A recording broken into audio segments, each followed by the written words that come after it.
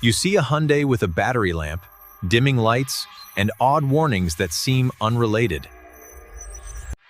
A scan may point to P0625, meaning the generator field feedback signal is lower than expected. That matters because modern charging is closed-loop control between the ECM and the alternator regulator. The ECM commands field strength, and it watches the F-terminal feedback to confirm output matches demand. Inside, field current creates a magnetic pull that lets the alternator build stable electrical supply. When that control signal goes low, system voltage can drift, and modules start reacting to instability.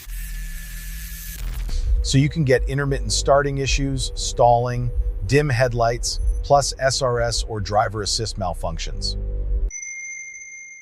Now, circuit low isn't a feeling, it's an electrical condition caused by lost signal voltage. Extra resistance from corrosion, fretting, or poor pin tension can pull the feedback line downward. On rebuilt or previously impacted cars, harness routing and strain points are common places for hidden faults.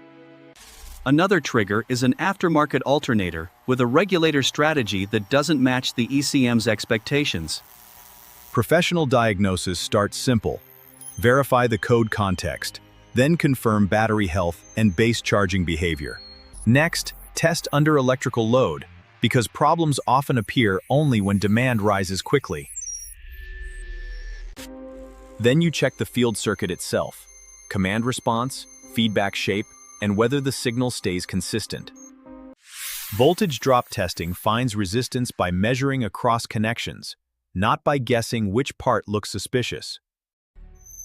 If the signal is good at the alternator but weak upstream, the harness or connectors become the focus.